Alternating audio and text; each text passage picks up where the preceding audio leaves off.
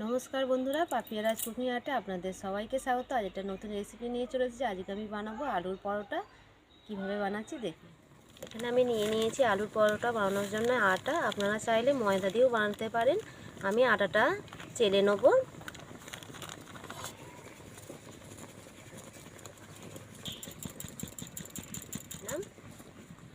আটাটা চালা হয়ে গেছে। আটার মধ্যে দিয়ে দিচ্ছি লবণ। লবণটা আপনাদের স্বাদ মতন দেবেন।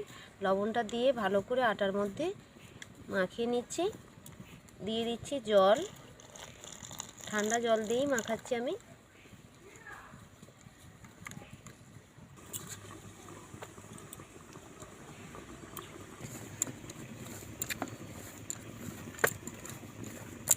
আর এটা দেখুন এই ধরনের হবে, খুব শক্তও নয় খুব নরম নয়, এইভাবে মাখাতে হবে। মাখানো হয়ে গেছে। এবার আমি লেচি কেটে নেব।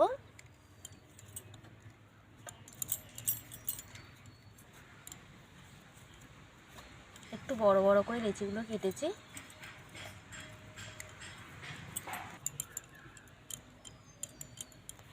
এক এক করে এবার সব পাক দিয়ে নেব। সব লেচিগুলো পাক দেওয়া হয়ে গেছে। আমি এখানে আগে থেকে আলু সেদ্ধ করে নিয়েছি। আলুর পরোটা বানানোর জন্য আলু তো লাগবে, সেই জন্য আলুগুলোকে আমি সেদ্ধ করে নিয়েছি।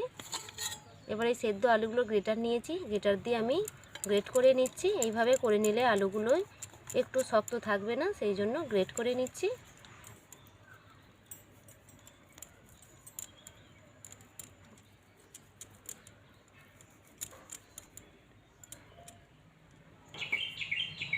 আলুগুলো গ্রেট করা হয়ে গেছে। এবার এখানে আমি নিয়ে নিয়েছি পেঁয়াজ কুচানো। পেঁয়াজ কুচানোগুলো আলুর মধ্যে দিয়ে দিচ্ছি। কাঁচা লঙ্কা কুচানো,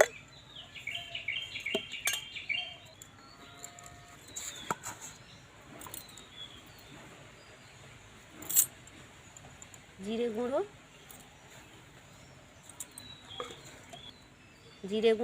ধনে গুঁড়ো দিয়ে দিলাম। এবার দিয়ে দিচ্ছি লবণ। লবণটা স্বাদ মতন দেবেন। দিয়ে দেবো ধনে পাতা কুচানো। সব উপকরণ একসঙ্গে দিয়ে এবার মাখিয়ে নিচ্ছি খুব ভালো করে।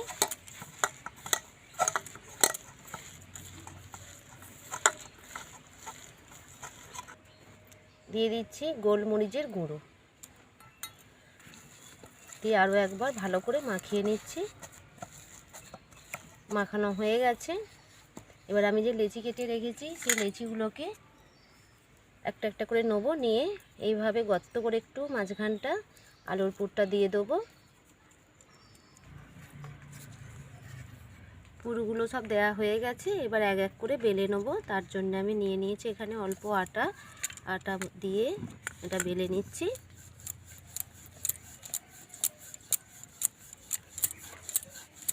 খুব বেশি বড় করব না এটা।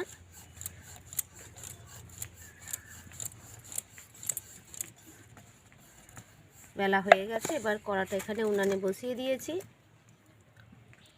কড়াটা গরম হয়ে গেছে।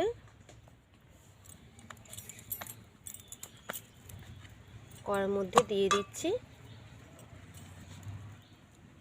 কড়াতে দিয়ে দেবো এবার অল্প তেল।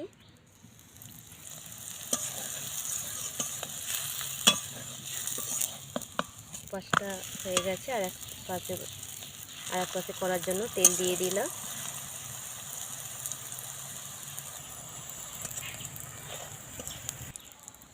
এপিট ওপিট করে ভালো করে ভেজে নেবো পরোটাগুলো। খুব বেশি ভাজবো না, শক্ত হয়ে যাবে। যখন এই ধরনের হবে তখন উল্টে দিতে হবে। এই পরোটাটা ভাজা হয়ে গেছে। এইভাবে সব পরোটাগুলো আমি ভেজে নিচ্ছি।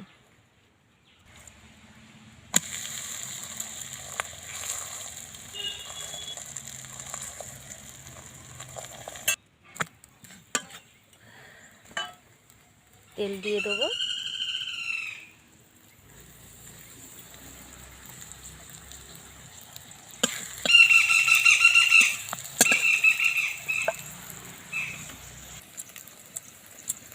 পরোটাগুলো এক এক করে ভেজে নিচ্ছি আর এক এক করে বেলে নিচ্ছি। এখানে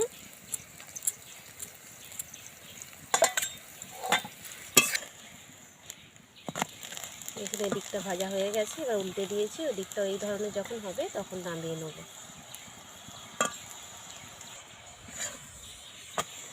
দেখুন এই দিকটাও ভাজা হয়ে গেছে, দু পিঠই খুব ভালো করে ভাজা হয়ে গেছে। এবার তুলে নিচ্ছি, তেলটা এইভাবে একটু ঝারিয়ে নেব।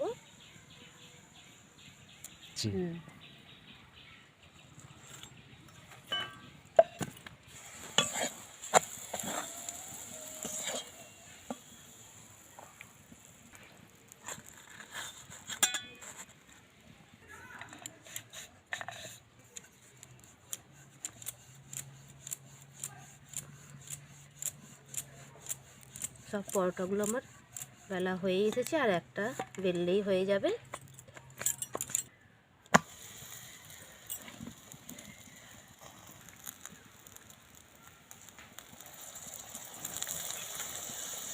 দেখুন কত সুন্দর ফুলে গেল পরোটাটা, দেখুন গোটাই ফুলে গেছে। পরোটাগুলো যদি না ছিঁড়ে এইভাবে সুন্দর হয়ে ফুলবে, আর ছিঁড়ে গেলে ফুলবে না পরোটাগুলো। দেখুন কত সুন্দর হয়ে ফুলেছে পরোটাটা।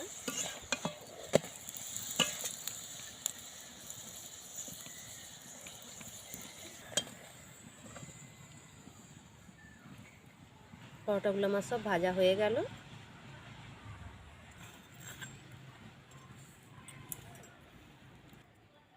দেখুন বন্ধুরা কতগুলো পরোটা হয়ে গেছে, আলুর পরোটাগুলো, আর খেতে খুবই সুন্দর। আর ভেতরগুলো দেখুন কত সুন্দর হয়েছে, আপনাদের দেখাচ্ছি আমি।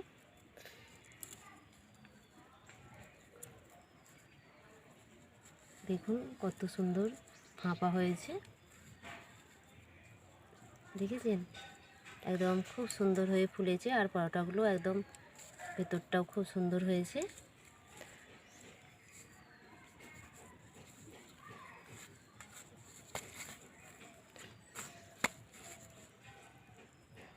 দেখুন সব পরোটার ভেতরগুলোই